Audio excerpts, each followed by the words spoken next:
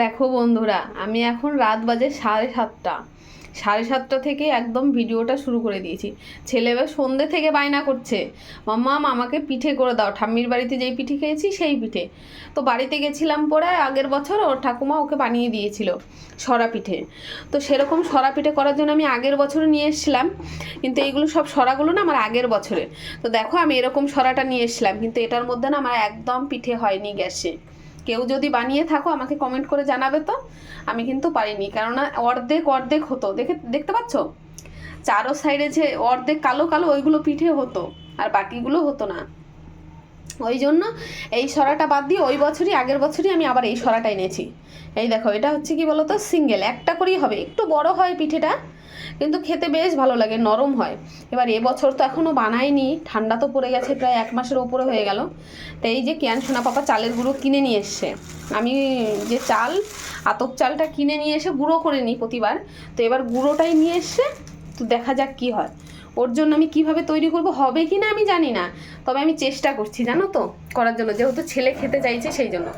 এই দেখো আমি জলটা খুব সুন্দর করে ফুটিয়ে নিয়েছি। ফুটিয়ে নেওয়ার পরে এবার জলটা বেশ আমি ঠান্ডা করে নর্মাল মতন করে নেব, যাতে আমি জলে এরকম আঙুলটা ডুবিয়ে রাখতে পারি। এখন বেশ জলটা গরম আছে, আর একটু বেশ কম হবে, তারপরে দিয়ে গোলাবো। তো চলো দিয়ে গোলানোর আগে দেখাবো। দিয়ে আমি দুটো সরার মধ্যে এখন এই যে সিঙ্গেল যেটা এটাই বানাবো, কারণ ওটাই আর বানাতে যাব না, কারণ আগের বছর হয়নি, এবার আশা করি আর হবে না। তো আমি তবু সরাটা রেখে দিয়েছি, কখনো যদি সেরকম পরিস্থিতি হয় একটা মাটির উনুন আমি কিনে নিয়ে আসবো। বাজারে দুর্গাপুরে প্রচুর পাওয়া যায় জানো তো, জ্বালানি সমেত পাওয়া যায়। তো ওরকম আনবো, আমার উনুনে রান্না করতে খুব ভালো লাগে। আর এটা দিয়ে আমি এখন ট্রাই করবো, তো এটা আমি তুলে দিচ্ছি, চলো। এই দেখো আমি শুরুতেই কি করব বলো তো, এই যে প্যানের উপরে এরকম আমি বসাবো না, এর উপরে বসাবো না, তার কারণ এই যে এরকম একটা দিয়ে আমি বসাবো, যাতে এটার সঙ্গে এটা কখনো টাচ না হয়। এই দেখতে পাচ্ছ এক কর মতন ফাঁকা আছে, যাতে এই আগুনটা ফাঁকাটায় চারো ধারে ছড়াতে পারে। ওই জন্য বেশ এরকম করেই আমি বসাবো, এর ওপরে তাওয়াটা বসাবো, যাতে আগুন এদিক দিয়ে বেরিয়ে এদিক দিয়ে বেরিয়ে পুরো জায়গাটায় সমানভাবে লাগতে পারে। সেই জন্য এরকম একটা নিয়ে, কারো ঘরে যদি এরকম না থাকে তাহলে এই যেরকম রুটি ছেঁকা যেটা হয় এটা দিয়েও বসানো যাবে। তো আমি এটা দিয়ে বসাচ্ছি, এরকম আছে বলে তাই। রুটি ছেঁকাটা দিয়েও কিন্তু বেশ হবে। এই দেখো দেখতে পাচ্ছ, এরকম করে সেম বসানো যাবে। তো তোমরা এরকম করে বসিয়ে নেবে। আমি আগের বছর সেম এইভাবে করেছিলাম, তখন তো ভিডিও করতাম না ওই জন্য। তো দিয়ে আমি চলো ব্যাটারটা বানাবো, জলটা দেখি কীরকম হয়েছে। এই দেখো এখন যেটা করবো, এই যে এরকম মিডিয়াম সাইজের একটা কাপ নিয়ে নিয়েছি। এবার দিয়ে কাপ মেপে মেপে এরকম দিয়ে আমি নিয়ে নেব। 1 কাপ নিয়েছি, এই যে 2 কাপ, এবার দিয়ে 3 কাপ। কিন্তু এই পিঠেটা সরা পিঠেটা বানাতে গেলে না চালের গুঁড়োটা একটু বেশি লাগে, যেহেতু ব্যাটারটা একটু ঘন ঘন হবে ওই জন্য। দেখো কথা বলতে বলতে আমি 3 কাপ নিয়েছি, এই একটা 4 কাপ। 4 কাপই দেবো, বেশি দেবো না, কারণ হচ্ছে কি যদি হয় তাহলে পরে তো আবার পরেও বানানো যাবে বলো, ওই জন্য আগে ট্রাই করে নিই। 4 কাপ দিয়েছি, এবার দিয়ে ব্যাটারটা গোলাবো। জলটা বেশ ঠান্ডা হয়ে এসে আর একটু ঠান্ডা করবো। আমি এইদিকে ব্যাটার গোলাবো, তার আগে এই দেখো সরাটা একদম লো ফ্লেমে করে দিয়ে আমি এরকম গরম বসিয়ে দিয়েছি। কারণ হচ্ছে সরাটা বেশ গরম হতে হবে, দেখতে পাচ্ছ, গরম করে তারপরে আবার কি করব, ঠান্ডা করব, ঠান্ডা করে তারপর আবার চালু করব।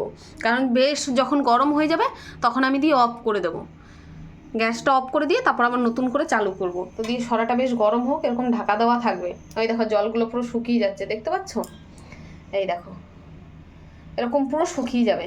এবার দিয়ে দেবো পিঠের মধ্যে এই যে পরিমাণ মতো নুন, 1 চিমটি একটু নুন দিয়ে দেবো, নুন না দিলে খেতে ভালো লাগবে না। আর আমি কিছুই দেবো না, একটু হালকা ওমা গরম জল দিয়ে বেশ ব্যাটারটা বানিয়ে নেবো। বেশ গরম হয়ে গেছে, 1 চিমটি একটু তেল দিয়ে দেবো। তেল দিয়ে দিয়েছি তো, এবার দিয়ে তেলটা দিয়ে বেশ একটু ঘুরিয়ে নেব। এবার বেশ অল্প অল্প করে জল দেবো আর বেশ গুলে নেব। এই যে অল্প করে জল দিয়ে দিয়েছি, এবার দিয়ে যেরকম একটা হাতা নিয়ে বেশ সুন্দর করে গুলিয়ে নেব। এই দেখো আমি হাতা দিয়ে যেই করতে যাচ্ছিলাম, তারপর দেখলাম যে যেহেতু কেনা গুঁড়ি, এটা তো বাড়ির গুঁড়ি নয়, তারপরে দিয়ে বেশ যদি ভালো না হয়, সেই জন্য আমার মন হলো আগের বছর তো আমি প্রথমে এরকম চটকে নিয়েছিলাম, তারপরে দিয়ে যে এরকম হাত দিয়ে বেশ মন মতন, এই দেখো এখন তো দলা দলা, পরে হয়তো লিকুইড আর একটু করবো, কিন্তু প্রথমে এরকম বেশ করে আমি চটকাবো, একদম 10-15 মিনিট চটকে চটকে তারপর আটাটা একটু নরম করব, তারপরে দিয়ে জল দেবো আর একটু। এবার দিয়ে আমি বেশ চটকে নিয়েছি, এরকম একটা নিয়ে নিয়েছি। এবার দিয়ে খুব করে ফেটাবো এটা দিয়ে। চালটা আর একটু মিহি হলে বেশ ভালো হতো, কিন্তু কেনা গুঁড়ি তো বুঝতে পারিনি প্রথমে। এবার দিয়ে এরকম করে প্রথমে তো 10 থেকে 15 মিনিট পুরো মেখেছি, এবার দিয়ে এটা দিয়েও 10 থেকে 15 মিনিট পুরো ফেটাবো, তারপর আবার বেশ ঢাকা দিয়ে রেখে দেবো। তো চলো ফেটিয়ে তারপর দিয়ে ঢাকা দিয়ে আবার রেখে 15 মিনিট পর, মোটামুটি আধা ঘন্টা পরে আমি আসছি। চলো। এই দেখো বন্ধুরা, কোনোটাই ত্রুটি আমি কিন্তু বাকি রাখছি না। আমার মনে হলো যেহেতু কেনা চালের গুঁড়ি তো একটু বেশ দানা দানা ছিল, ওই জন্য দিয়ে আমি ওরকম ব্যাটারটা বানিয়ে হালকা গরম জলে ওরকম ঢাকা দিয়ে রেখেছিলাম, তাও মনে হলো সেম ওরকম। এবার আমি মিক্সারের মধ্যে দিয়ে এই যে একটু ঘুরিয়ে নিয়েছি। এবার ব্যাটারটা যা হয়েছে আমি শুধু আঙুল দিয়ে একবার দেখাবো। দেখো, এই দেখো, বুঝতে পারছো? এই দেখো, আরেকটা আঙুল দিয়ে দিচ্ছি। দেখো, দারুণ হয়েছে এবার ব্যাটারটা। তোমাদের যদি ওরকম কেনা চালের গুঁড়িতে মনে হয় তাহলে তোমরা কিন্তু অবশ্যই ওরকম গুলিয়ে রেখে তারপর ধরো আধা ঘন্টা পর বেশ ঘুরিয়ে নেবে, ব্লেন্ডার করে নিলে খুব ভালো হবে। দিয়ে এবার চলো আমি বাটিতে ঢেলে তারপর দেখাবো নাকি। সেই থেকে বায়না করে যাচ্ছে পিঠে, এই যে পিঠে, এই যে পিঠে। এই দেখো, আমি এই যে ব্যাটারটা বানিয়ে নিয়েছি, ঠিক এরকম করে বানিয়েছি। এই দেখো, না ঘন না পাতলা, কিন্তু ঘনর ভাবটা হালকা একটু বেশি। তো চলো আমি দিয়ে, এই দেখো, এই যে এক্ষুনি হয়ে যাবে পাপা। এই দেখো, 1 চামচ দিয়েছি, আমি 2 চামচ করে দেব, কারণ জায়গাটা যেহেতু একটু বেশি সেই জন্য। এই দেখো, এবার দিয়ে কি করব, ঢাকা দেব। এই যে এরকম করে বেশ ঢাকা দিয়ে রাখবো। এবার যেটা করব সেটা হচ্ছে যে চারদিকে যে ফাঁকা ফাঁকা আছে, হয়তো হাওয়া বেরোতে পারে, ওই জন্য দিয়ে ঢেকে দেব। দেখো, এই যে একটা থালার মধ্যে এই যে এরকম একটা ন্যাকড়া জলে ভিজিয়ে নিয়েছি, ভিজিয়ে নিয়ে এই দেখো সাইড দিয়ে, দেখতে পাচ্ছ? এই দেখো, এরকম করে সাইড দিয়ে দিতে হবে যাতে একটুকু হাওয়া না বেরোয়। হাওয়া বেরোলেও কিন্তু পিঠে হবে না, পিঠে কিন্তু কাঁচা থেকে যাবে। কেমন ফলো করবে, আমি একদম সাইড দিয়ে দিয়ে দিচ্ছি। এবার দিয়ে আমি 3 মিনিট মতন, 2 থেকে 3 মিনিট ওয়েট করব। আমার 2 মিনিট মতন হয়ে গেছে। এবার দিয়ে আমি এই যে ঢাকাটা খুলে দেখব। এই ঢাকাটা কিন্তু খুব সাবধানে তুলতে হবে, কারণ গরম লাগতে পারে। এবার দিয়ে দেখব। এই দেখো, আমার পিঠে একদম রেডি, দেখতে পাচ্ছ? চারো ধারে বেশ ফুলেছে। এবার দিয়ে আমি পিঠেটা তুলবো।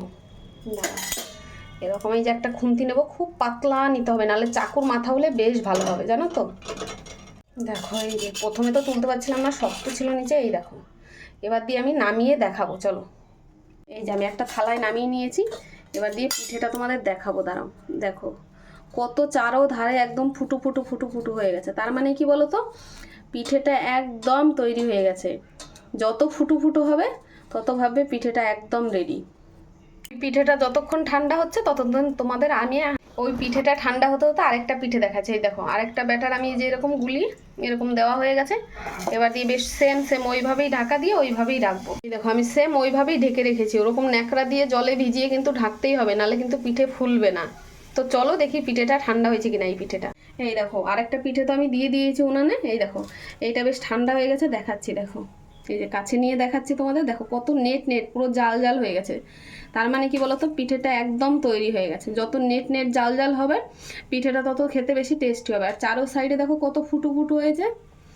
আমার পিঠেটা হতো না যদি আমি মিক্সার গ্রাইন্ডারের মধ্যে না ঘোরাতাম চালটা, কারণ পুরো দানা দানা ছিল, কেনা চালের গুঁড়ো তো। তো তোমাদের ওরকম মনে হলে তোমরা কিন্তু অবশ্যই মিক্সারের মধ্যে একটু ঘুরিয়ে নেবে। দেখো, আমি চারো ধারে পুরো ভেঙে ভেঙে দেখাচ্ছি, কত নেট হয়েছে। তো দেখালাম। এবার দিয়ে এটাও দেখি তোলার টাইম হয়ে গেছে। ছেলেকে ওই পিঠেটা দিয়ে পাঠিয়ে দিয়েছি, পিঠে পিঠে করে পুরো পাগল করে দিচ্ছে ছেলে, সেই জন্য। এটা কেমন হয়েছে দেখো, সেম দারুণ হয়েছে পিঠেটা, দেখতে পাচ্ছ? পিঠেটাও আমি তুলে নেব। এক সাইডে তোমরা কিন্তু ধরে নেবে, যেহেতু নিচে একটু হালকা লাগার মতন টাইট মনে হবে, কিন্তু লেগে থাকে না। তো আমি তুলে নিই। এই দেখো বন্ধুরা, আমিও এই পিঠেটা সেম আমি এইভাবেই তুলে নিয়েছি। দেখো পিঠেটা কতটা নরম হয়েছে, দেখো, দেখতে পাচ্ছ? দেখো পিঠের পেছন দিকটা দেখো, দেখো কতটা নরম হয়েছে। তো একে একে আমি বাকি পিঠেগুলো সব বানিয়ে নিই, তারপর চলো দেখাবো। এই দেখো বন্ধুরা, আমি সব পিঠেগুলো একে একে এইদিকে দেখো বানিয়ে নিয়েছি। আমার কটা হয়েছে, ছেলে 2টো খেয়ে নিয়েছে বানানোর সঙ্গে সঙ্গে, কারণ ওর জন্যই বানানো। ও বারবার করে বলছিল মাম্মাম পিঠে বানাও। তো কেয়ান সোনা পাপা আবার বলছে যে বানানো যেহেতু হয়েছে, পিঠে ভালো হয়েছে, তাহলে পিঠেগুলো একটু ভিজিয়ে দাও।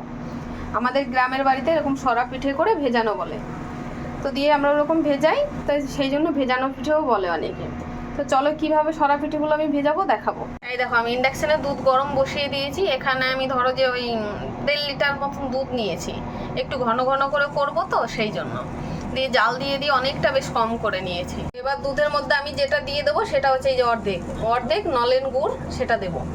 এই নলেন গুড়টা দিলে খেতে বেশি টেস্টি হবে। আমি এটা দেওয়ার পরে দেখবো মিষ্টি কেমন হয়েছে। তার এই গুড়ের মধ্যে অনেক চিনি থাকে, যেহেতু বাজার থেকে কিনে নিয়ে আসি। এবার দিয়ে গুড়টা এরকম গলে যাওয়া অবধি অপেক্ষা করবো। দেখো বন্ধুরা, গুড় দেওয়ার কারণে কিন্তু এই দেখো গুড়টাই যে এইটুকু বাকি আছে গলতে, আর বেশ দুধের কালারটা বেশ হলুদ হলুদ হয়ে আসছে। এবার যা দুধের কালারটা লাগছে না, আমাদের বাড়িতে যখন গরুর দুধ দোয়ানো হতো বেশ এরকম লাল লালই হতো। দেশি গরুর দুধ ছিল তো, এখন তো আর সেরকম দুধ পাওয়া যাবে না, এখন প্যাকেটের দুধ দিয়েই বানাতে হবে।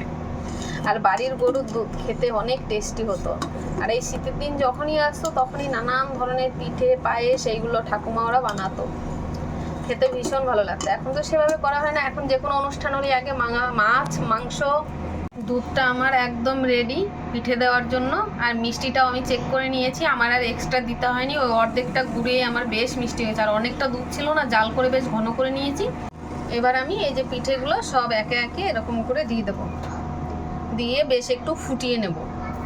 দেখবো আমার পিঠেটা কেমন রস টানছে, তারপরে দিয়ে তারপর সব পিঠেই দেওয়া হয়ে গেছে। এই যে একে একে সব বাকি ছিল, এই যে সব পিঠেগুলো আমি বেশ দিয়ে দিয়েছি। এবার দিয়ে আমি দেখবো, একটু নেড়ে নেড়ে রাখবো যাতে নিচে লেগে না যায়, সেই জন্য। এই যে আমার দুধটা বেশ জাল করে এই যে এরকম ঘনত্ব হয়েছে। এর থেকে বেশি যদি ঘন হয়ে যায় তাহলে কিন্তু রস টানতে পারবে না পিঠেতে, পিঠে কিন্তু শক্ত হয়ে যাবে তাহলে। ওই জন্য বেশ এরকমই রাখতে হবে।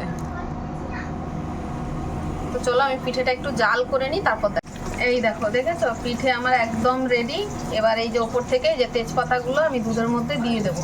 কারণ হচ্ছে আমাদের বাড়িতে যখনই কোনো পিঠে বানানো হতো ঠাকুমা দেখতাম তেজপাতা দিত, বলতো তেজপাতা দিলে খেতে বেশি ভালো লাগে আর ফ্লেভারটা নাকি খুব ভালো আসে। আর আমি পিঠেটা নামিয়ে ঢাকা দিয়ে রেখে দেবো। আমার পিঠেটা একদম রেডি। চলো খানিকক্ষণ পরে দেখাচ্ছি কেমন হয়েছে। আমরা যেহেতু এখন খাবো না, আমরা খাবো সকালে। এই পিঠেটা সকালে খেলে বেশি ভালো লাগে। এই দেখো বন্ধুরা, আমি 1 ঘন্টা পরে চলে এসেছি পিঠে দেখানোর জন্য। এই যে আমি আর নাড়াঘাটা করবো না, আমি শুধু এইটুকুই বলবো, এরকম করে আমি রেখে দেবো, এখনও ভালো ঠান্ডা হয়নি।